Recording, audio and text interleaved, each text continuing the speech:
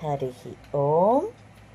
ప్రియ పుత్రి పుత్రులారా, నిన్న యోగా దినం అంట. ఏం దివసం పెట్టడమో ఆ ఇరాసగాడు, వాడు బేకారు, ఒక కప్పటి వాడు చెప్పడాలు. యోగా మోడీ పుట్టించాడా, ఐరాస పుట్టించిందా? యోగా వేదాలన్న కాలం నాటిది. ఆ యోగాసనాలు కానీ,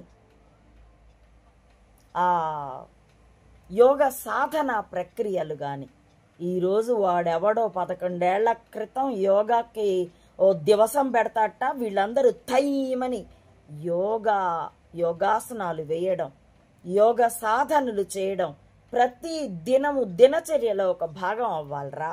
అంతేగాని ఏడాదికి ఒకసారి 300 కోట్లు పెట్టి జనాలందరినీ ఒక చోటికి పోగేసి ఆ 300లో వీలైనంత బొక్కేసి గిన్నెస్ రికార్డు వస్తుంది. పళ్ళు గిట్టగరిచి చెప్తున్నాడు చెంబా. ఏం చేసుకుంటారు? 4 గీచుకుంటాడా? ఆ ఫలానా చెంబా అనేవాడు ఫలానా రాష్ట్రానికి ముఖ్యమంత్రిగా ఉండగా ఇంతమంది కలిసి యోగా చేశారు. అందులో ఎంత ఫార్స్ నడిచిందో, ఎంత ఖర్చు నడిచిందో ఒక సర్టిఫికేట్ వచ్చింది. 4 గీచుకుంటావా? లేదా మూర్ఛ బిళ్ళలాగా మెళ్ళ వేసుకొని తిరుగుతావా?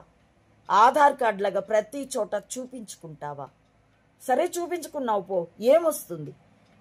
దాని బదులు ఆ 300 కోట్లు పెట్టి ప్రతి పాఠశాలలోనూ కనీసం వారంలో ఒకసారి ఒక సెషన్ యోగాకి నేర్పించే ఒక టీచర్లని వేసిన కొంతమందికి ఉపాధి దొరికిండేది. పిల్లలందరికీ ఆ యోగాసనాలు వేయడం, యోగ సాధనలు చేయడంతో కాస్త డిసిప్లిన్ అన్న వచ్చేది.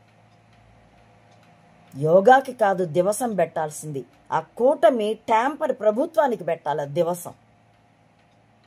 3 మోసగాళ్ళు ఒకే స్టేజీ మీద నిలబడి, ఆ పీకే అన్నవాడు వాడిని నిజంగా నిన్న చెంబా ట్రీట్ చేసిన తీరు చూస్తే వాడు పప్పు తాలింపులో కరివేపాకే.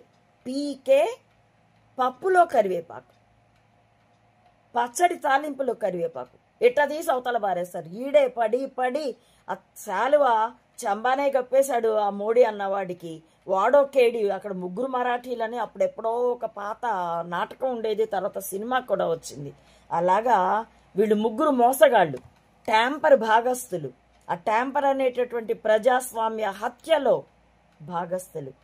ప్రజలందరినీ మూకుమ్మడిగా మోసం చేసిన దానిలో ఆ మోసగాళ్ళు, ఈ 3 మోసగాళ్ళు స్టేజి మీద నిలబడి, సరే చెంబా శాలువా గప్పాడు ఆ మోడీ అన్నవాడికి, తన చేత ఒక చెయ్యి చెంబా పట్టుకొని రెండో చెయ్యి